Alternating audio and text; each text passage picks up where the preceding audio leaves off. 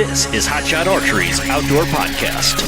The show starts in 3, 2, 1, go. Hey, what's up, everybody? This is the Hotshot Archery's Outdoor Podcast, and I am Robin Parks. Here we are. It is the first week of March already, believe it or not. That means, yes, that's right, it is almost turkey season. Turkey season for me begins in just about 3 weeks for the early archery season in Nebraska. How about you out there? Are you getting to hunt in March, or do you have to wait until April, or maybe even May for some of you?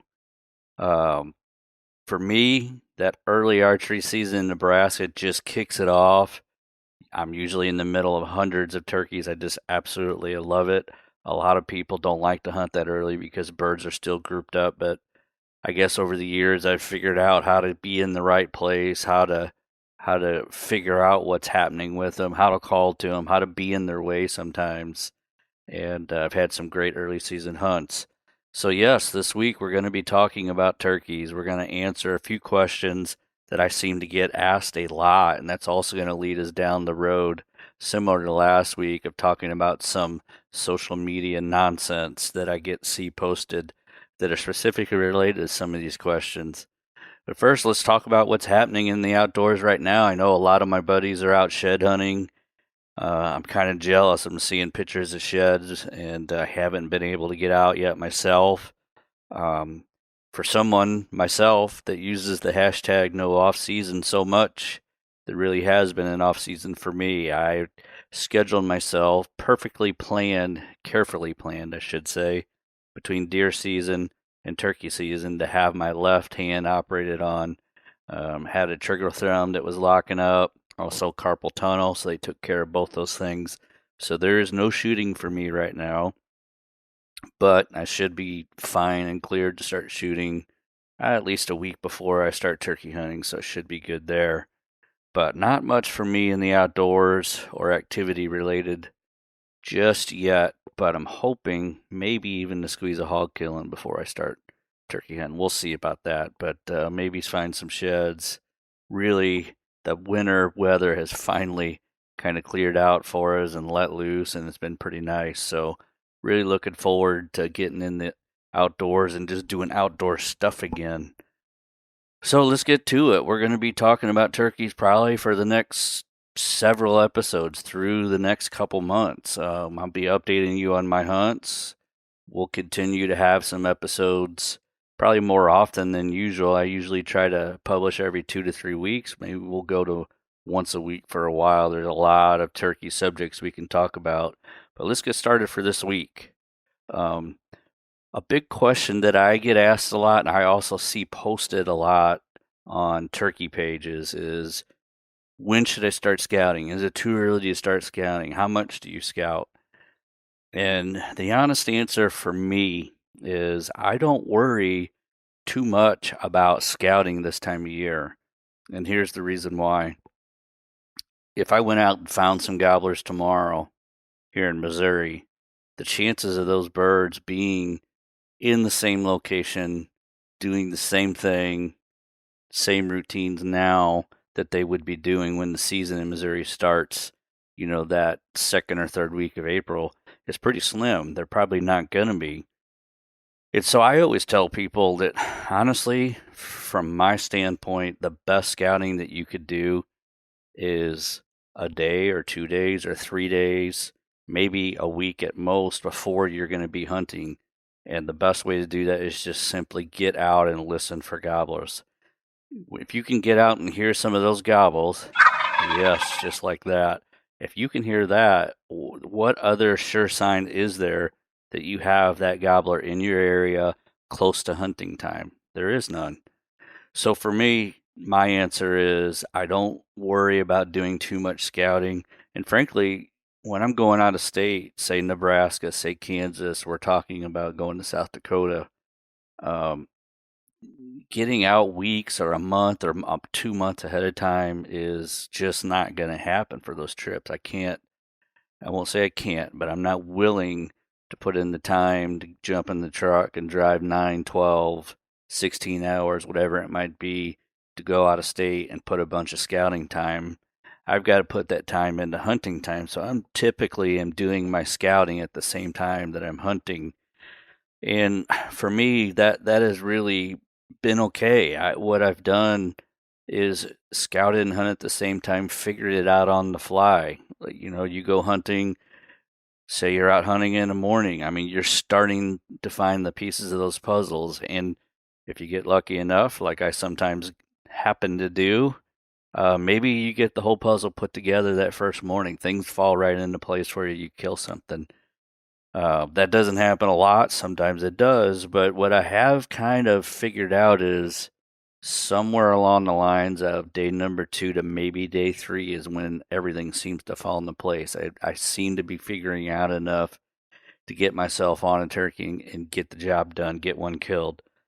So again, I've seen people, and I see a lot of answers to these questions that say you can't scout too much, get out now and be scouting.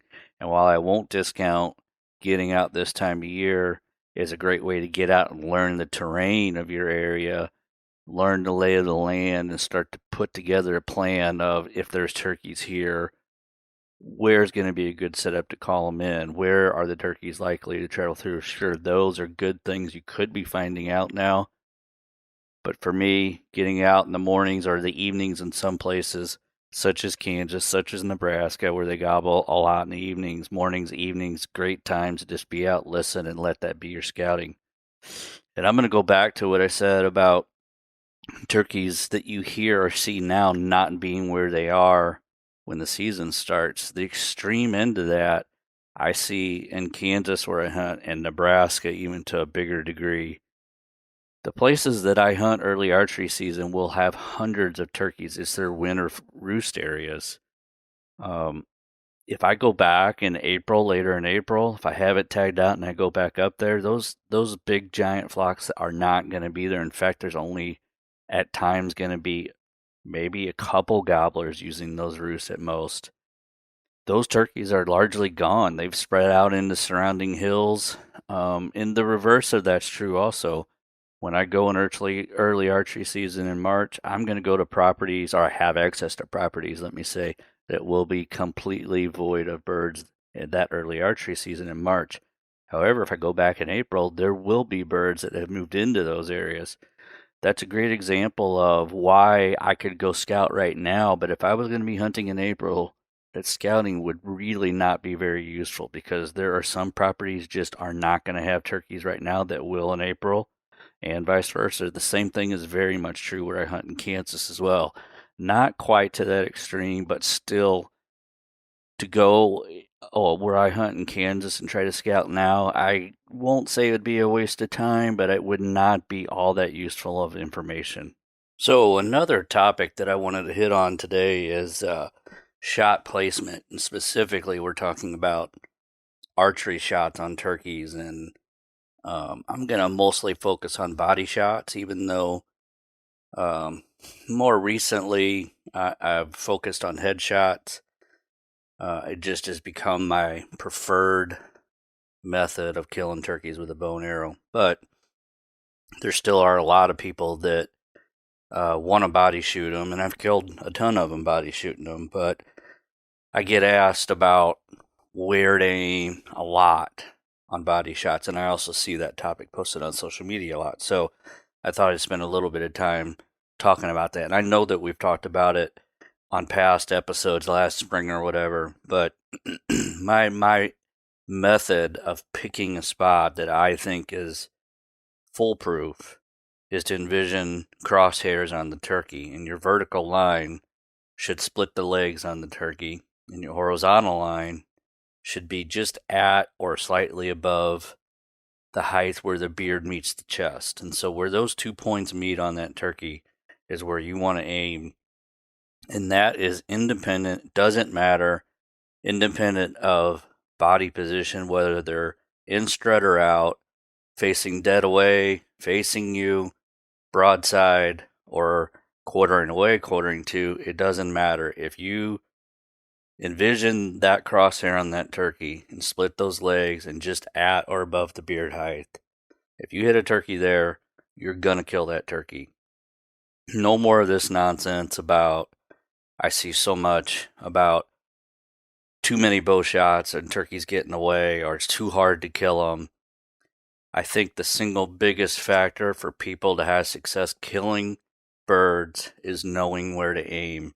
And I really think if people would start to envision that method I just described, that so many more people would be where they need to be, because I know for sure that even if you just Google turkey vitals or bow shot on turkey, a lot of the diagrams that come up, they're just not right. And people tend to shoot too low and too far forward. If you aim just for the center mass of a turkey, most times than not, you're not going to kill it. That's going to be in the right place. So remember the old adage of hit 'em high, watch 'em die, hit 'em low, watch 'em go. That is really going to be the case when you're talking about bow shooting a turkey. Again, the crosshairs, envision that. I think that's really going to help a lot of people have a better understanding of where to hit birds. Now, when you're talking about headshots with turkeys, that's a whole nother ballgame. We've talked about it a lot. I love my Magnus bullheads. There's just something about having a turkey 5 yards away and just plunking him in the head with that big bullhead, and a lot of times watching that head fly off or just be dangling off, but just watching a turkey drop right on the spot, that's just has become what I'm always shooting for. But I still end up killing a couple, seems like every spring, with body shots, either because they're a little further than I want to shoot. If they're out there at 15 yards, I really don't want to take a headshot that far. Or like in a case in Illinois last spring, my first shot was with the bullhead and I missed, and then turkey just stood there, so I grabbed another one and shot him in the body and got him. So anyways, that topic, that question leads me to have another installment of social media bullshit. I think I'm going to do this just about every episode now. Can we please stop the nonsense of the old, late 1990s practice of putting something on the end of your arrow to, quote unquote, stop it from passing through? I'm still seeing people talk about you want whatever's on the end of your arrow to, quote unquote, shock that turkey, put all the shock into turkey. That is nonsense. There is not enough energy in an arrow to transfer enough energy and shock to a turkey to kill it. That is not going to help. Put the broadhead where it needs to be, whatever the broadhead is that you decide to use. If you put it where I just talked about, it's going to kill the bird. And frankly, a lot of setups, most setups, unless they're super high energy or super heavy arrow and energy setups, you're hard pressed if you hit a turkey where it's supposed to be hit of getting a full passer. I'm not saying you won't, but I'm gonna say 90% of mine, the arrow is still in the bird anyway. So take that a little further. I've seen this probably 3 times this week on social media, that you should use dull broadheads. That is ridiculousness. Sharp broadheads is what you want for a turkey, not dull. I don't know how that got started. I guess it's still going back to the old magazine articles about keep your broadhead in your turkey. Maybe that's it. I don't know. That's ridiculous. Sharp broadheads, not dull.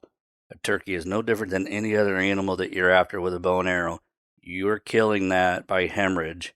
You get hemorrhage by your sharp broadhead, cutting vinyls, and making that turkey bleed to death. End of story. No more talk about dull broadheads. That I'm literally shaking my head as I'm talking, even though I'm talking alone. It is such ridiculousness. It's just a head scratcher. It's one of those social media BS things that I just can't hardly keep my fingers from typing all kinds of mean and outrageous nonsense when I see it. So I usually just try to pass by and keep my mouth shut and use a little better judgment than get myself in trouble in nonsensical argument on social media. So sharp broadheads, put them in the right place. You'll be in good shape. So that's about it for this episode. Like I said early on, we're going to be talking a lot about turkeys. It is that time of year again. Yes, indeed. So be prepared for that. If you have questions about turkey hunting, bow hunting for turkeys, setups, equipment, feel free to either track me down on social media. You can find me by searching Aimlow Robert on most platforms. Or, of course, you can email us at podcast@hotshotmanufacturing.com. Don't forget to follow Hot Shot Archery on Facebook and Instagram. And please, if you are liking the podcast, don't forget to subscribe, tell your friends, help us build that following. We really appreciate all the listeners. Like I said, it's getting close to turkey season, so we'll probably kind of up the number of episodes per month, maybe once a week, something like that. So look for us to be publishing more often. That's all for now. Thanks for listening. Take it easy, everybody.